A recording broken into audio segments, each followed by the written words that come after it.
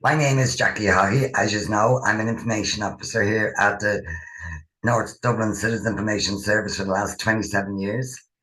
The reason I have disability, invalidity, and illness benefit, they're the three main disability payments that are paid through social welfare.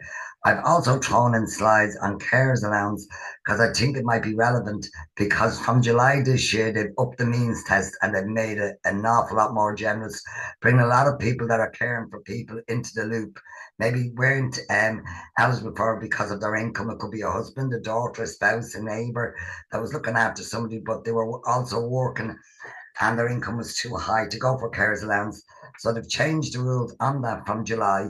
So we'll get started and I'll go through these payments, what the difference is, why they benefit from you. If you have any questions, just if you can jot them down and we'll go through them all at the end, okay? So we're going to start with the disability allowance. Anything to remember, anything that has allowance after carers allowance, disability allowance, job seekers allowance is a means tested payment. If you're single and you live at home, say with your parents, your only means tested on what you have. If you're married or living with your partner, your income from both of you are taken into account when they're doing the means test. So you could have the disability and you could be married or living with your partner and they could be working full time and you'd be over the limit. So you wouldn't get it. You'd fail it on the means test. Probably wouldn't fail it on the medical, but you would definitely fail on the means test and you wouldn't get the payment. So this payment is paid out to people from age 16. And the reason why I think they put 16 down, if you've got a child that has a disability, the parent gets, or the guardian gets a payment of €360 a month for a child called domiciliary care allowance for this child has a disability.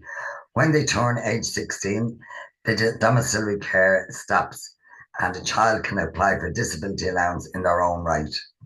So that's why it stops at 16 because then the child can go for disability allowance.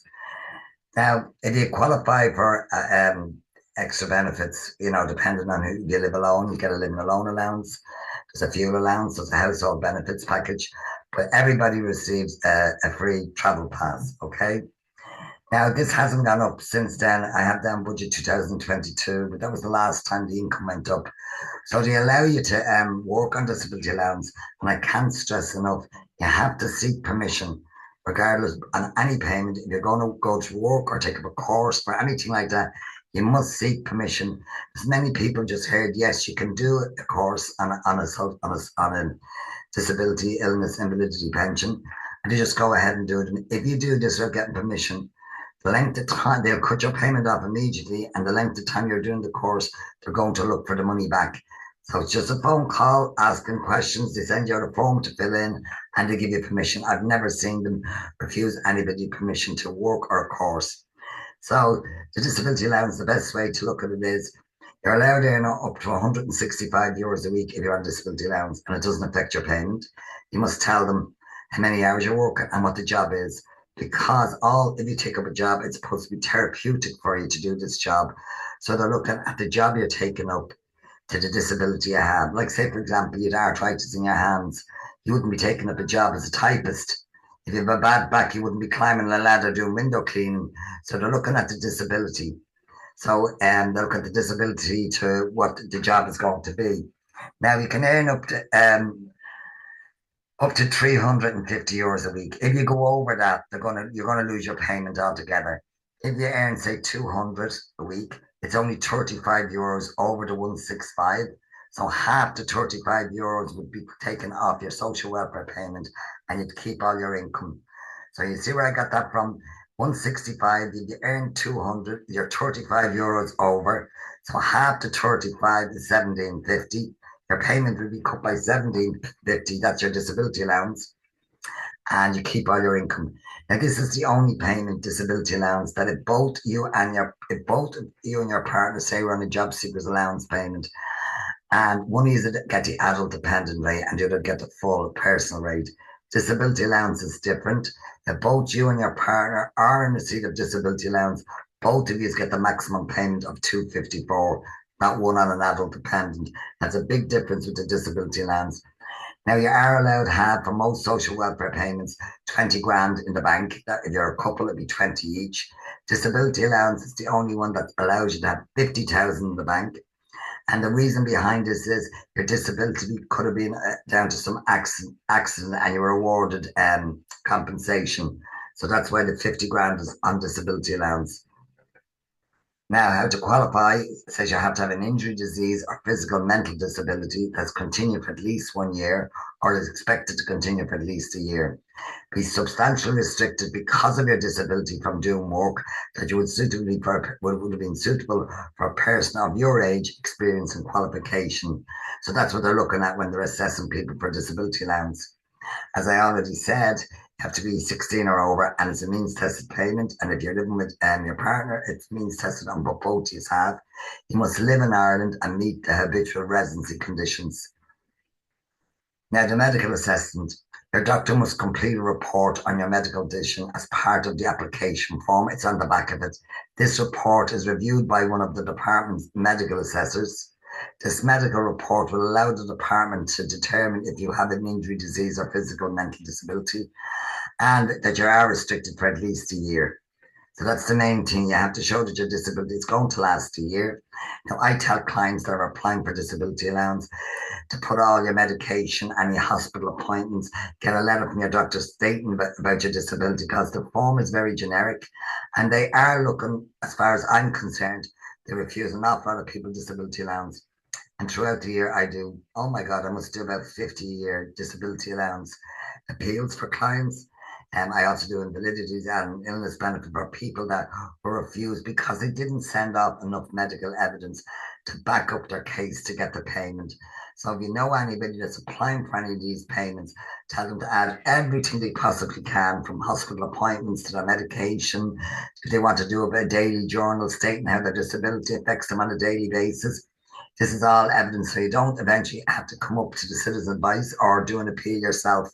You get it first time over, because it can be very stressful going through the appeals process. But the citizen advisor here, we take over and we advocate on people's behalf, and we do the appeal for them. Now, you can get a disability allowance if you're in hospital or residential care. If you're already getting disability allowance and go into hospital or residential care, you will continue to get your payment as long as you continue to meet the qualifying conditions. If you are not getting disability allowance before you started living in the residential care, you can apply for it then. Now, as I said, this is about the disability allowance. What they're looking at, what is in the means test. So they're looking at cash income, and they're looking at your savings and investments. And as I said, you're allowed up to 50,000. So it's anything over and above that. They don't look at maintenance that you're getting for children, but if you're getting maintenance for yourself, this is taken into account. And as I said earlier, your parents will not be means tested for disability allowance. It's only everything that's in your name for the disability allowance. And they brought out this there a while ago. People were selling houses, maybe they had a disability, and they only allowed up to 190,500. Anything over and above that, they were means testing on you. And I went up in the budget in 2025. The new limit is 337,500.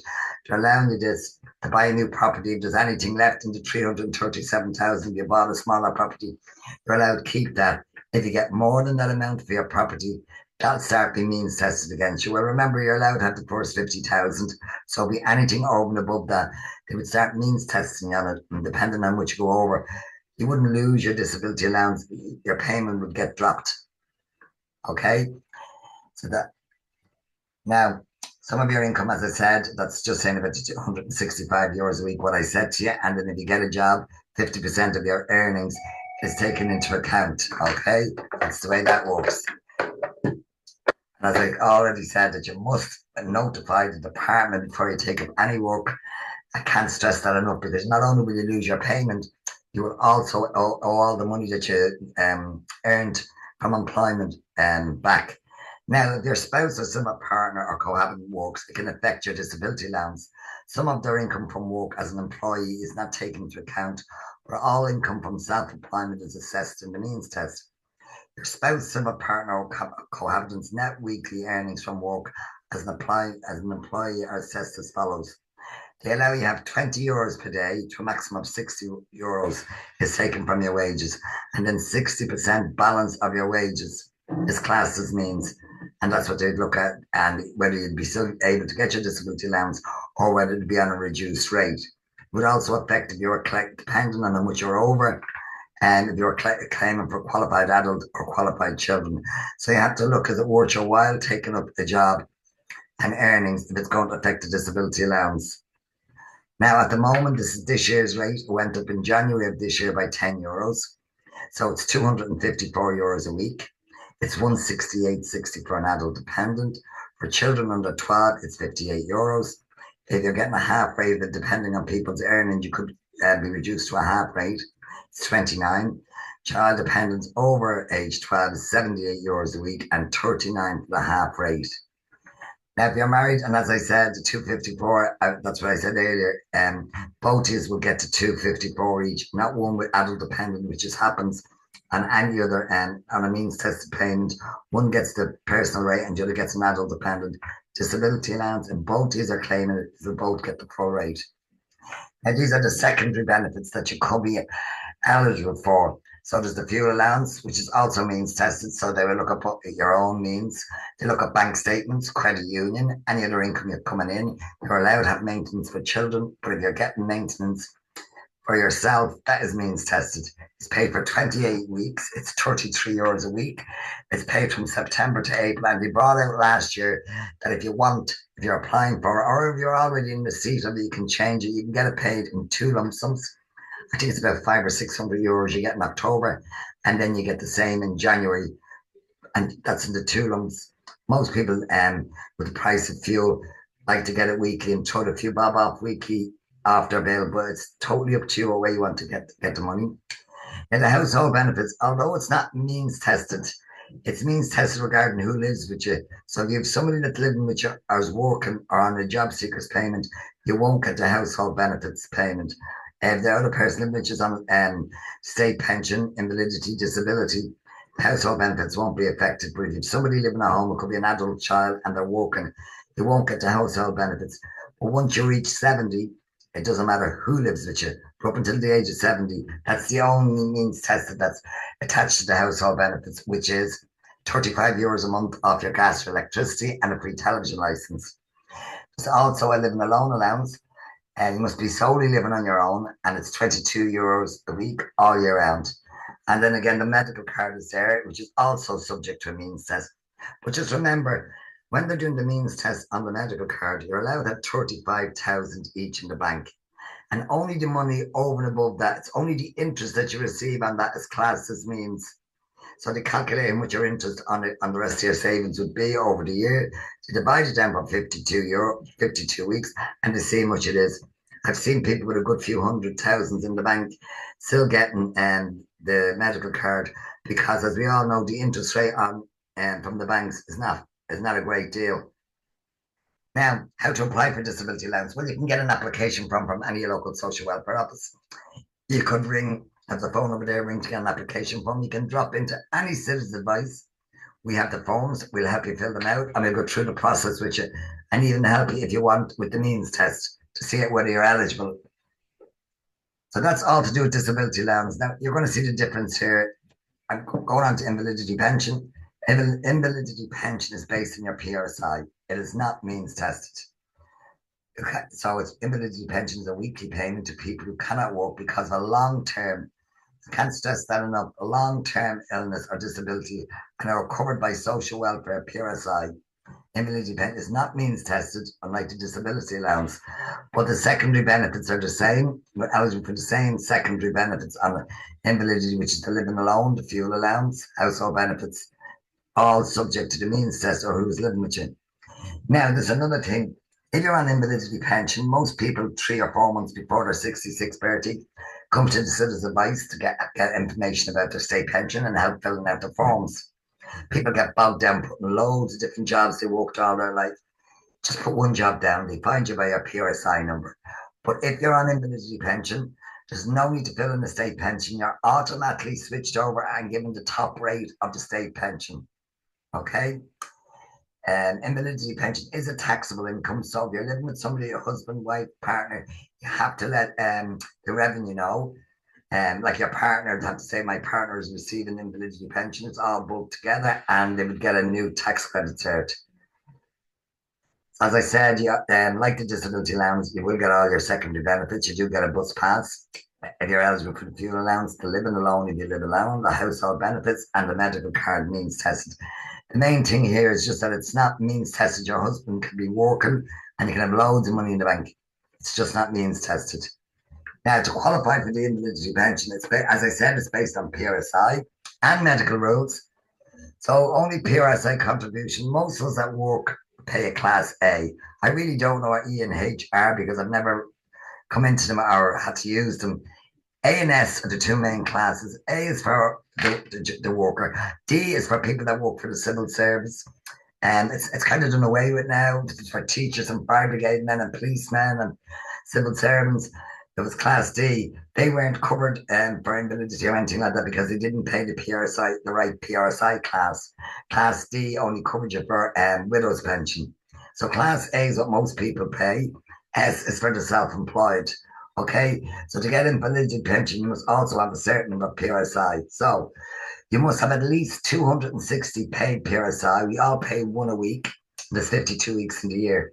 So you must have at least 5 years paid in your life history of work, 48 weeks of paid or credited PRSI contributions in the last or second to last. So when they're talking about the year, when they're talking about PRSI credits, to go on 2 years previous. So this is 26, they're looking at 24 stamps, but you can use part of 25. You can use 26 weeks from each year. Now, what they're saying there, if you're already on, say, for example, before you went on invalidity pension, you're on illness benefit. Every week you're on, you can get illness benefit. I'm going to talk about that in a minute for a maximum of 2 years.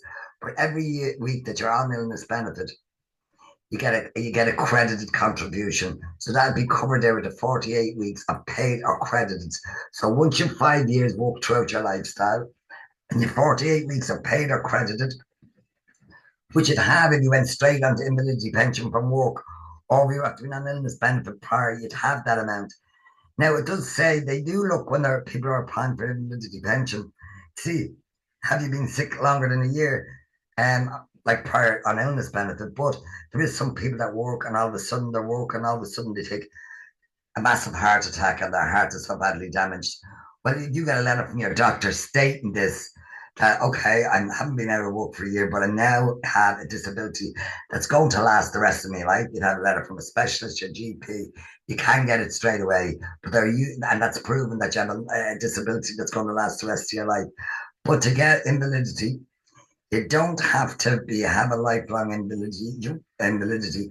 Once you show that you have to be out sick for a year, they will give it to you, but they could keep coming back and checking up on you because your disability is classed as not lifelong, but as 12 months. So here's where it says, have been incapable of work at least 12 months and be likely to be incapable for at least another 12 months. And they will be looking to see whether you're on illness benefit. As I said, you get that for 2 years, okay? So they're saying it's kind of, they look at it two ways. The other one is if you're permanently incapable of work, in some cases, as I said, you have to be diagnosed with a serious illness and you have a letter from your doctor saying, yes, I was working up to last week, I had a massive heart or a massive stroke, and you were left and you're going to have the disability for the rest of your life. And the proof of that would be from your GP and specialist reports.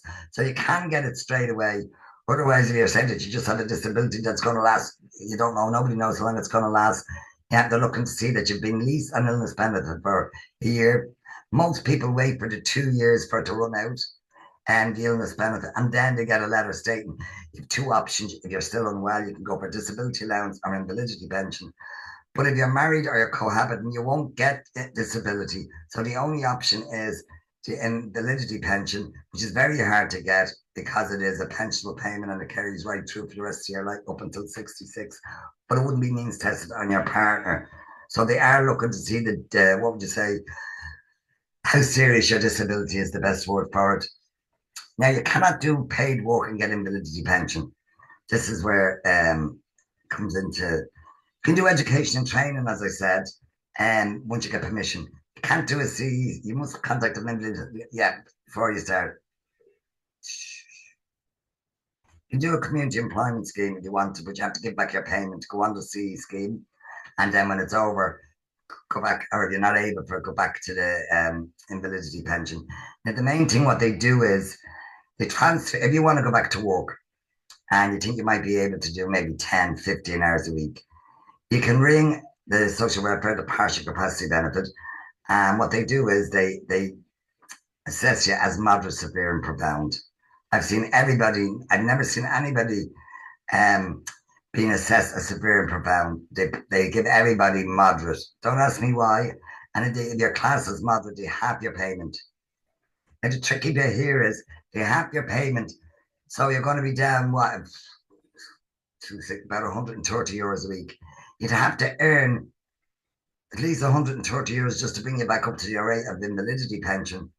So you'd want to be, if you're doing it for an extra bit of income, you'd want to be doing a good few hours to get you a lot more money.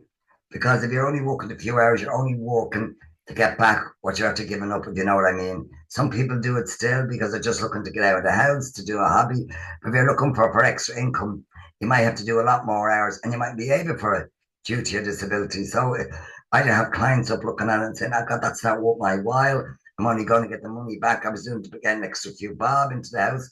I can't advise them take it, not take it. I just tell them what their options are, that if they need to earn at least 130 euros just to bring them back up to what they were receiving in the first place. And then it's their choice what they want to do.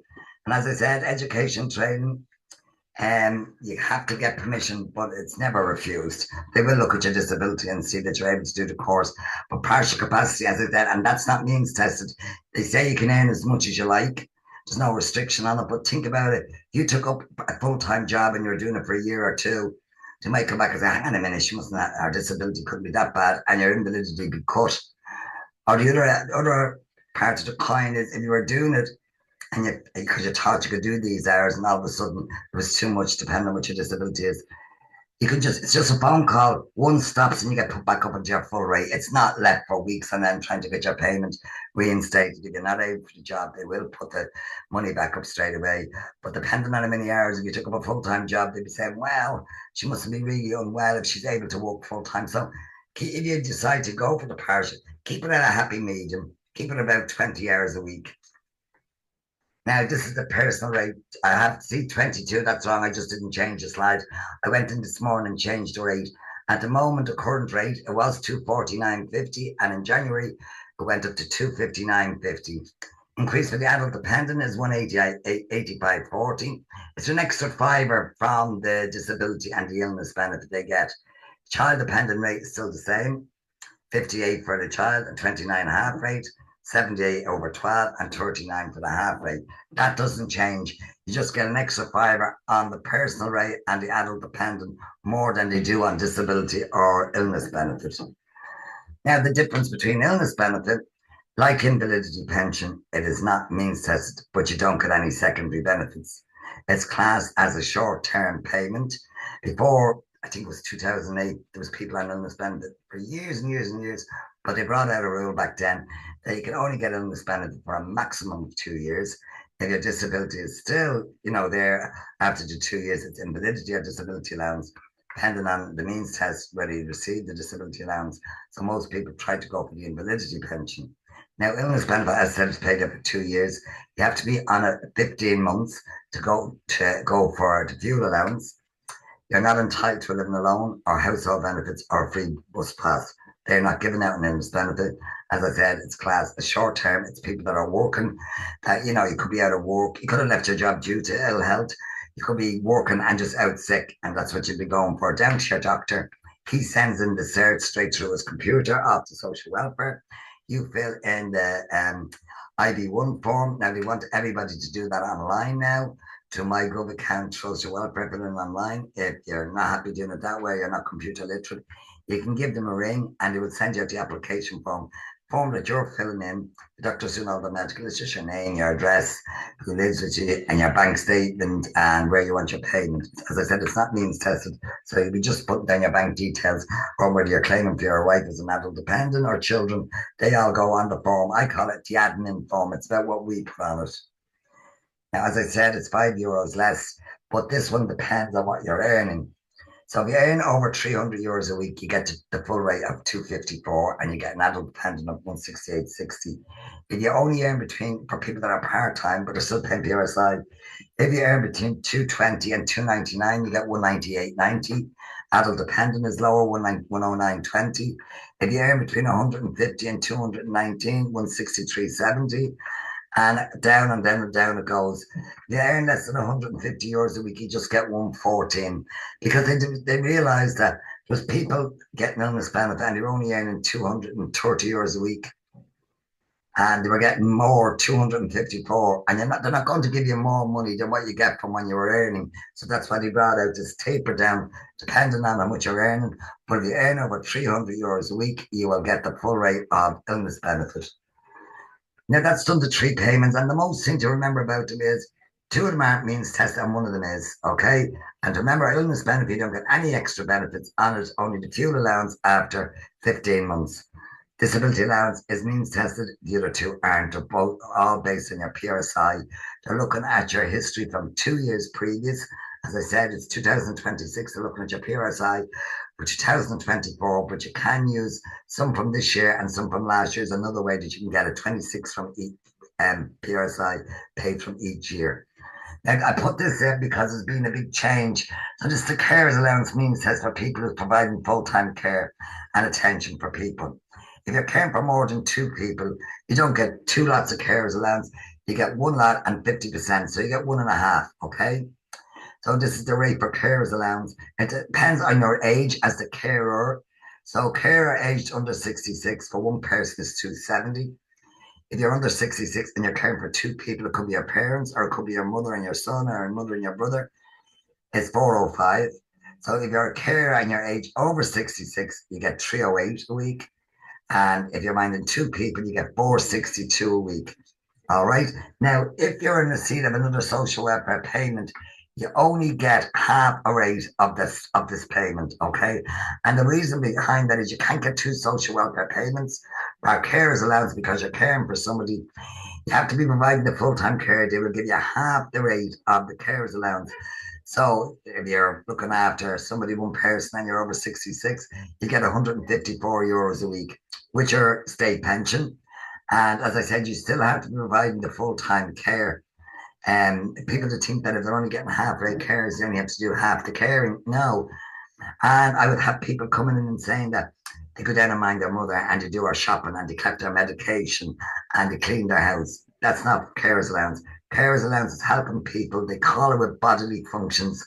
That's helping with feeding, washing, and dressing. They don't have to be doing all three. They might be able to feed themselves, but they need help with dressing or getting in and out of the shower. But you have to be helping with bodily functions, not housework. That's the main thing that people, that come into us aren't doing these things, and they're looking for, because they're going to the shop, cleaning the house, and bringing the hospital appointments and medication. They're not taking into account. Can't stress enough. It's all to do with helping the person with their own bodily functions. Now, as I said, this has gone up. This is a great thing that came out, and it's coming out from July. New income disregard carers allowance in 2005 for a single person was 625, and for a couple, if your husband was caring for the wife, they were allowed to have 1,250 between them, and they must be providing 35 hours a week over 7 days. So it's usually 5 hours a day over 7 days. Or you could do now more and only do it over 5 days. The first 50,000 of the savings of the carers allowance as well is disregarded. So you have to do at least 35 hours a week.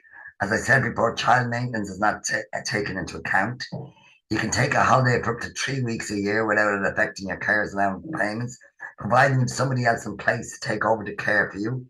Carers allowance is paid for 12 weeks if the caree dies or goes into residential care. Okay, you have to ring them up and let them know, and they'll pay you the 12 weeks altogether. Now, these are the new rules from July this year. It's kind of a good bit. So a single person can have income of up to €1,000 a week and still get carers allowance to full rate. The couple went from 1,250 to 2,000 a week coming in, which is a great big lift for people that are, it could have been a wife looking after a child, and the husband's income was more than, the limit, and they wouldn't have got it. So these are the new limits. You automatically you have to apply for a GP card, and you also get free travel. You can also get the household benefits if you live with the person you are caring for, and fuel allowance subject to the means test. So this is coming out from July. I'd say there's going to be an awful lot of people now that's going to come into the bracket with their earnings the way it is, and they're going to be eligible for this. So it's great. It's great for people that are providing care. Now, that's what I just said already about that. You must be providing the 34 hours a week. Now, another thing that come up, you can work up to 18 and a half hours a week and still claim your carers allowance. But you must let the department know. You can't just start this job. You must let them know, because I want to know what your income is to see will affect means test.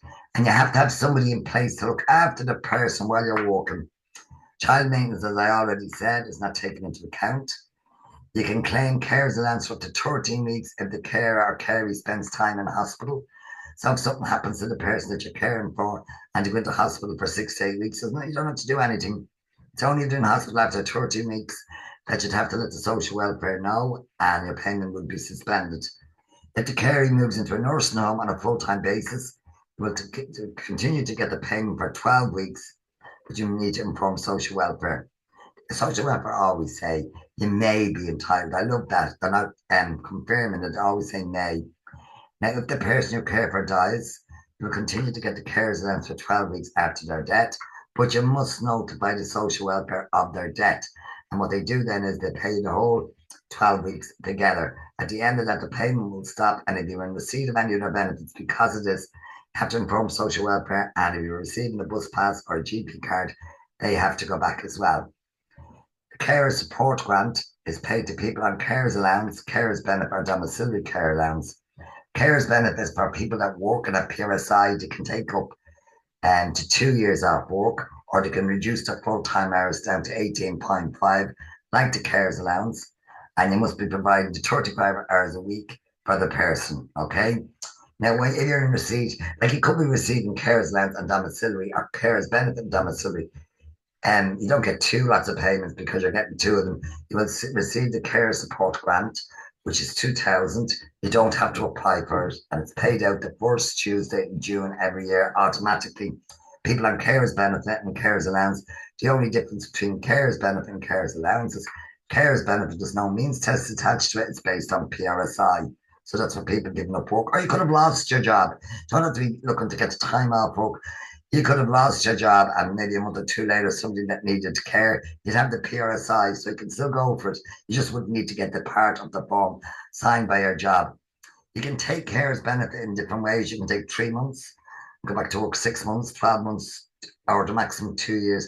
But God forbid you took to 2 years and something happened to after a year. Your job doesn't have to take you back because till the 2 years is up, because they could have got somebody in to do your job and getting them a 2 year contract. So just be careful about when you're signing up. You can extend it, and you must get your job back. You can't be demoted. So if you're a supervisor, and when you go back to work after taking the carers benefit and they give you a lesser job, you cannot do that. You have to get at least the same job you had prior to taking the leave. A job like, for example, say you went in tomorrow and you said, look, I have to take carers benefit off to my mother. She's having a very bad fall and is left, or whoever the person is. The job can say to you, oh God, you have to give me a couple of weeks. And by law, you can do that. You can say 2, 4, 6 weeks, because I have to get somebody in to do your job. And you'd know whether they needed to get somebody in or not, or else the work would have to just be shared equally around. So they can ask you to hold off and give them a date 3 or 4 weeks down the line, so they can put something in place so the job is not affected. So they can do that. But usually on the phone, it's asking you to pick your date when you want to start taking the carers leave.